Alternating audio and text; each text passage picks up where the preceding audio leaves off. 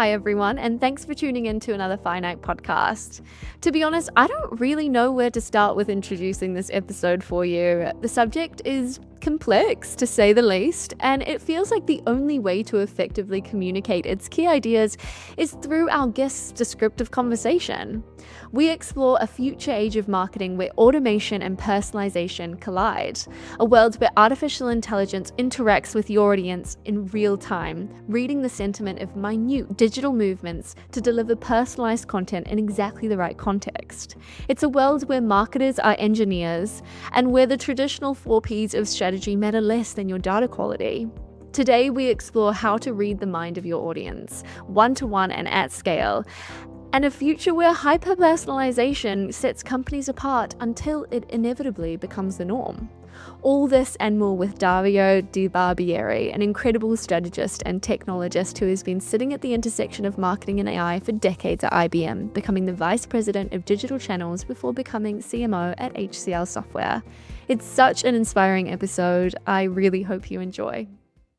Hi, Dario. Thank you so much for joining me on the FINITE Podcast today. It's so exciting to have you here. I've been thinking about this topic for a while now, ever since you mentioned it, and it's been on my mind, the way that marketers can use automation to really transform their lead generation and email campaigns and pretty much every single touch point with an audience. And I'm excited to hear you explain more about that and how you're thinking about personalization and automation. But before we do that, I would love to hear more about your background, where you have forged your path in the marketing world and your kind of special touch in marketing.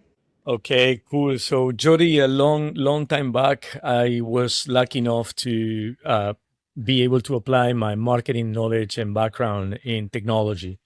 And that started back in 1997 for a very large IT corporation. And was lucky enough that back in 2003, they launched this AI division, which gave marketers kind of the first playground of combining marketing and AI tools to what came a few years later, back in the 2010 or around 2010, the combination of MarTech and AI started to be developed at that company. And I was lucky enough to be there and see firsthand what meant AI in terms of marketing. What is the impact of AI to marketing and its performance, and then analytics, data, and everything that now we see because we're dealing with it in the present. But back then, it was basically a laboratory of AI and MarTech, which was absolutely amazing.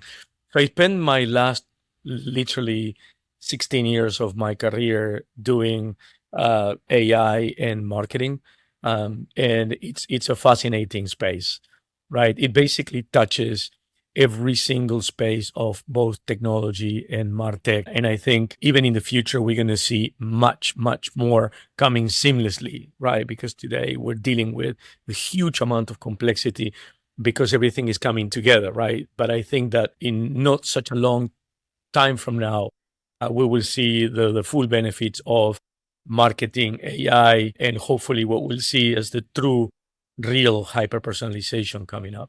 Absolutely. It's so interesting how AI has only really blown up in the past, 3, 4, 5 years just because of ChatGPT, but it's, been a thing since the 70s and it's been integrated with the internet since the early 2000s. And yeah, it's interesting that there's been this big bubble, as we all know. I'm really interested in what AI and marketing looked like when you first started. Can you give us an example of some kind of marketing tool that was AI powered that you worked on?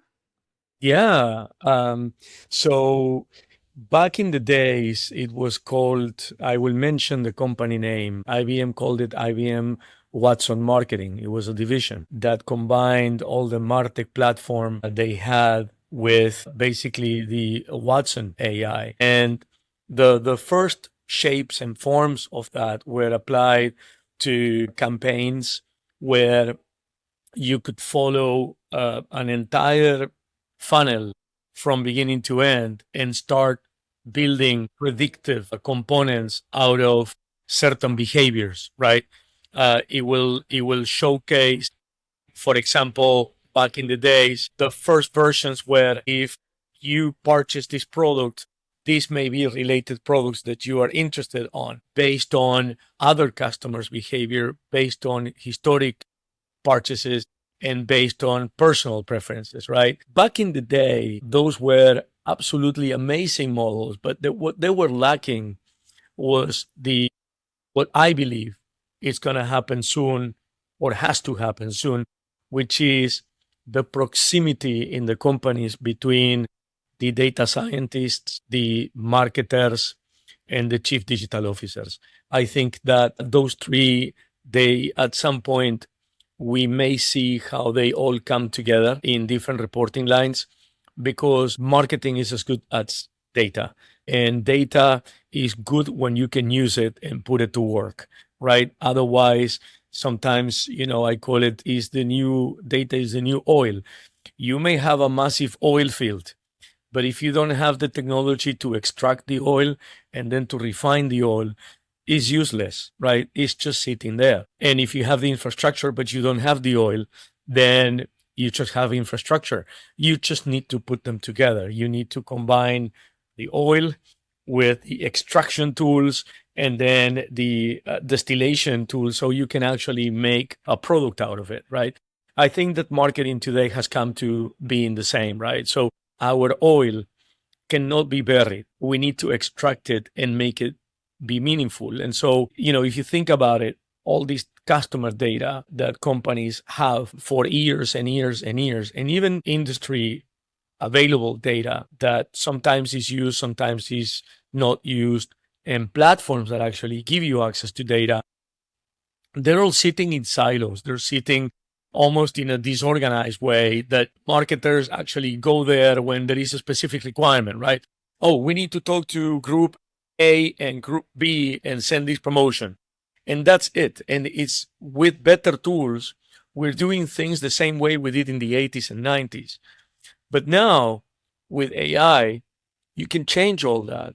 If the data quality of what you have, so if the oil is good and you put it together, now AI has this amazing power to basically make it available to you. Kind of, it's the extraction platform that actually will put it in front of you in an organized way. So imagine the oil is the data, the extraction platform is your AI tool, right? That pulls it together, and then it's just available to you. And then what you do with it, so your distillation plan is basically your intelligence, right? Is what you want it to be. You can cut audiences in any shape and form. You can start playing with scenarios. You can start defining and doing A/B testing even you do campaigns, because you have the data. And so now your distillation process is basically how good is the marketing team that is using that oil and that extraction platform, right, to make it be meaningful, right? What kind of campaigns you make, or you can even ask to this platform for ideas. You can actually start exploring, right? And say, what happens if I mix audience A and B? What happens, what can happen if I have this product and I sell it to this audience? And it will give you ideas. It will actually now, with other technology available, once you have an idea in place, you have satellite AI tools that can actually help you do the creative, do the videos, put the content together, and you have marketing platforms like HCL Unica that actually puts it all together. So when you launch campaigns, you're doing it on the back of intelligence. And the AI assistant can actually even predict your performance, right, before you run campaigns. All of that is just kind of what's actually popping up in terms of massive conversion of the way we used to run campaigns to now basically having AI or machine and humans actually building these campaigns together, right? So that's where we are now, and that's where we come from. In the early stages, it was more simple, right? The challenge was the data the oil was extremely disorganized and nobody thought of data as a high quality value item, right? It was not an asset. It was just a database that you needed to send an email to your customers for Christmas, right? I'm exaggerating, but of course, banks have been using data properly for many, many years, right? Because they need it. But for the most part, data was just something that was sitting there, and it was not seen as something you can monetize and monetize in a way that you can actually reach down to a single individual with so much knowledge that you can make a conversion, right? Just because you're smart about the way you use that oil, right? Or the data. Now we have that. And so that's what's absolutely amazing of, what we have in our hands these days, right? From just access to data to now knowledge data that allows you to go as hyper personalized as you want. Long answer, Fascinating. but I wanted to No, really great. pass to the present. Absolutely. There's so many thoughts that pop into my head. I think as you were speaking, I was just thinking about, the changing role of the marketer. And it's interesting that you say that marketers are almost synonymous with engineers in a way, or analysts in a way. And, it contrasts against other conversations I have where marketers are at giving the human touch and they're still the creative ones and they're the artists of it now. Because I think Cisco, I was talking to the revenue chief CMO there, and she was saying how they are kind of creating this big data, what did you call it? Like a gas silo or something. And they are using AI to do the extraction. So they've got like a kind of proprietary tool that sits over their data, and you just type like, what's this segment thinking about this at the moment, and what can I do to target them? And that's how they're using it. So yeah, I'm wondering your thoughts on the kind of the changing role of marketing and how you see marketers really fitting into this. Yeah, it's a great question. I think the human aspect of marketing will not go away because the creativity and the human understanding of humans will continue to be important for any company, right? Because at the end of the day, that last touch that you put on your campaigns, most times what makes a huge difference is the human component, right? Um, that individual cannot rely anymore on just a good slogan or on a good idea or on a new brand, right? Because if you only have that, you will be exposed to data intelligence. So it's true that marketing as a profession, you know, and hopefully back early from university, this will realize that they need to train marketers, like you said, a little more like engineers and a little less like the four Ps. The four Ps continue to be relevant, right, in our industry. But what was never exposed in such an obvious way during the thinking of the four Ps was the new world of data and AI, right, which has and will make marketers to have to become incredibly more technical to actually apply the right tools for the right times, right? So not all AI is cut the same way. There will be professionalization of those who use creative tools for AI. It will not be the same as someone who uses, let's say, predictive AI or machine learning models to recommend actions based on a behavioral pattern or sentiment, right? Those are two different individuals within marketing that will use two completely different AI tools.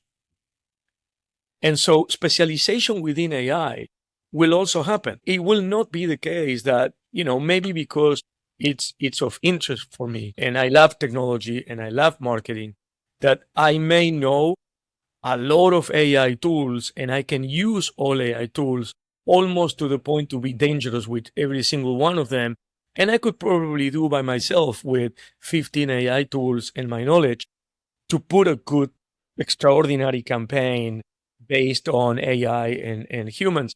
But the reality is that in maybe 1 or 2 years, if I want to do a really good AI-based video, I will not be able to compete with someone who specialized only on AI video production, or someone who specializes on hyper-personalization data using AI and predictive models. And so there will be specializations within our industry of people that's going to go really, really deep, which means all of us will need to become significantly more technical. We will need to know the tools.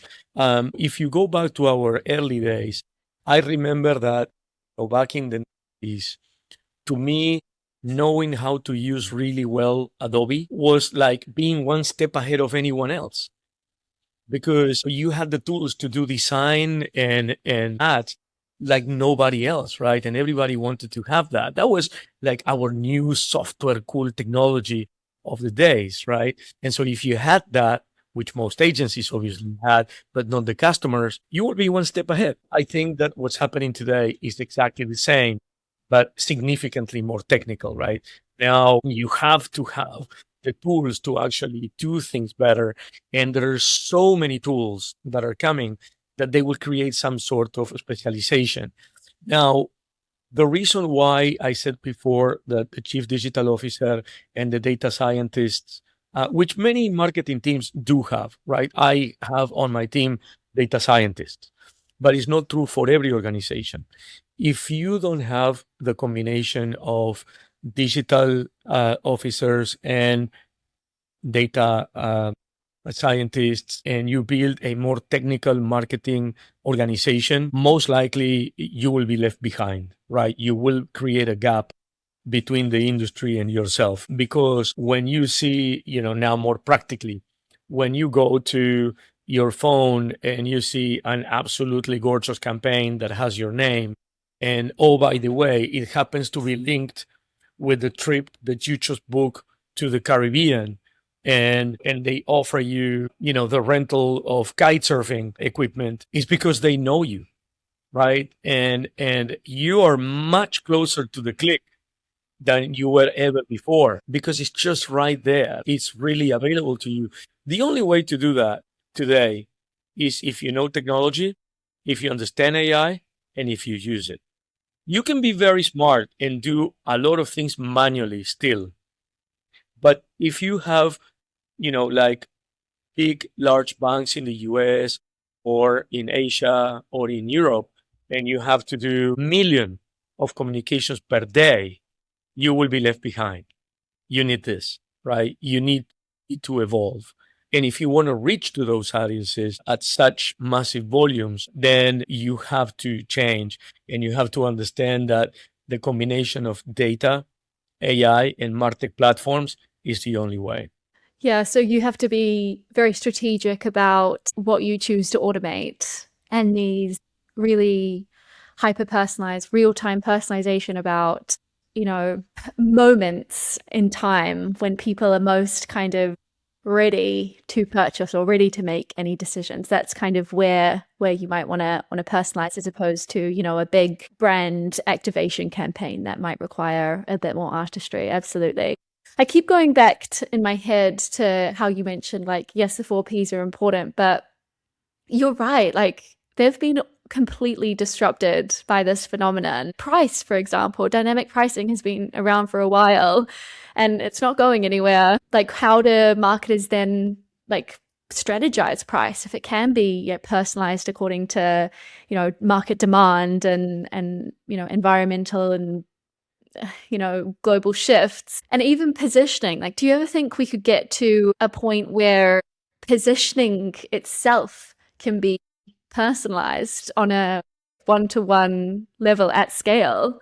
Yeah. So think about where we are, right? I think, just last year, we were brainstorming on a campaign, and I came up with this coin of, what I think we are is now we are in the intelligence economy, right? And the reason why this is the intelligence economy is because everything needs to be based on some form of intelligence. You need to know something before you do something, right? Otherwise, you're just shooting in the dark, right? Like we used to put back in the days billboards in a highway, just expecting that they will work, right? And yeah, they work, but you just don't know how, but they work, right? Things have changed, right? So now we have the data to prove it. And so when you think about getting to a level of understanding of what's happening, now you need to understand, to deliver hyper personalization, pricing, offers, all of that, you need to understand the situational context of every single interaction. You need to understand the history. You need to understand the context of now before you can actually satisfy a need, right? Or make a conversion. So this kind of new intelligence economy is like forcing us to say, okay, what do I know and what do I need to know Jodi, so I can have Jodi buy this thing that I sell, right? Um, Today, it's a little bit of a manual task and challenge to get Jodi, right? Because Jodi posts on Instagram, Jodi posts on LinkedIn, Jodi has a profile on the web, Jodi has a work profile, and maybe whatever history Jodi posted ever, right? So with that, you just have just a little glimpse of Jodi, right? You can make a lot of assumptions of Jodi, but you really don't know where Jodi is now, right? So knowing where Jodi is now is the tough part, right? Because that's a lot of guessing. Jodi can be now in the office. Jodi can be now having a coffee. Jodi can be now in a conference room talking to somebody. So I don't know what is Jodi, right? All I know about Jodi is when you post something, when you do an action that will actually let me know that you're about to do something. You're purchasing an air ticket, you're buying something for your house, you are on Amazon buying something for you. Those are the triggers that actually allow me to know a little bit more about Jodi now. So what is the challenge of hyper personalization is that time frame in which I don't know where you are, if you're not on your phone, if you're not on social, if you're not anywhere, if you're sitting in the office having an interview, right? That's the moment that I don't know Jodi. So how do we deal with that today? The way we deal with that today is once you select your group and once you select the actions or what you want that group to do, is you start trying to identify those moments where they will give you those marks, those Jodi is green. Now she's back online. She's doing this. So when Jodi is doing this, it has to now be relevant to what I need Jodi to buy.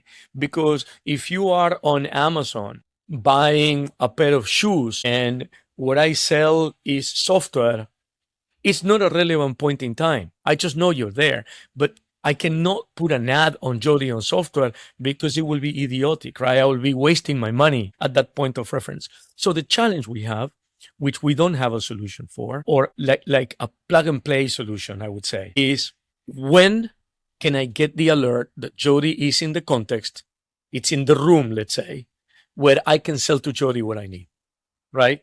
So for us to do that is the combination of everything about what I know about Jodi. And these are the things that we're working on. Everything that I know or I need to know about Jodi. And then when there are MarTech events coming up in the place where you live, the moment your name comes up in a registration form, then that's when I get Jodi, right? That's when I need to start putting Jodi on social media and everything, because I know now she's ready for that conversation, right? Obviously, when you're searching, if you're searching keywords, obviously that will give me a lot of knowledge about what you are doing, which comes to one of the questions you had, which is how freaky is, right? Or what is accepted or not accepted, right? In terms of hyper personalization, when we start to go to the freak side, right? The one that we are all scared about. The contextual aspect of Jodi registering to a tech event, or the contextual aspect of Jodi going on a Google search or on a chat GPT search on what is the best AI MarTech technology, almost gives us permission. It's not a real permission, but it almost gives you permission to talk to Jodi, because Jodi, in a way, somewhere in her brain, and this will need to be studied at some point, in her brain, she is open to get information and knowledge because she's looking for it. So she's almost expecting that somebody will reach to her, right? When you say best beach in Brazil to go in February, you almost wanting, right, that the best beach or the best hotel or the best car company in that city actually has a banner there, right? So you can see, wow, the Hilton is great, the cars are very cheap, and it has ocean view. Clicked. You don't mind that Hilton actually reached out to you. So is that an invasion of privacy, or is it just the perfect time because you are in the room? I think that dilemma will stay with us for a long time because these bots are going to be more and more and more efficient. And the moment you leave that page, you're going to go to your phone and say, Jodi, come back to where you started, right? Hilton has a great promotion for you. That may be a challenge, right? That may be questionable if from your interaction on the web, you have to have it on your phone, right? What is right and what is wrong? I don't think we know that now, because it's also going to be another challenge, which is not every single individual is the same. So my level of acceptance of that kind of invasion is much higher than Jodi's, because I do want them to follow me until I get the best price. But some people may say, no, it's freaky. I want to choose my own option. It's fine that Hilton is promoting there, but I'm going to look for something else, right? Which is totally acceptable. And maybe they will be bothered with the next message on the phone or WhatsApp or whatever with that extra offer, extra step. So hyper personalization to me means two things. One is we as marketers, we just need to know. We need to know. We need to know who is Jodi, where is Jodi, and where is the right time to contact Jodi. And then, as marketers, our own ethics will define how far I go, and the company ethics and the company culture. And what I think there are no manuals or books written yet is on how companies and how deep and how far companies are going to go, because most CEO boards, they're not even having this discussion. They're just letting the marketing guy do their job.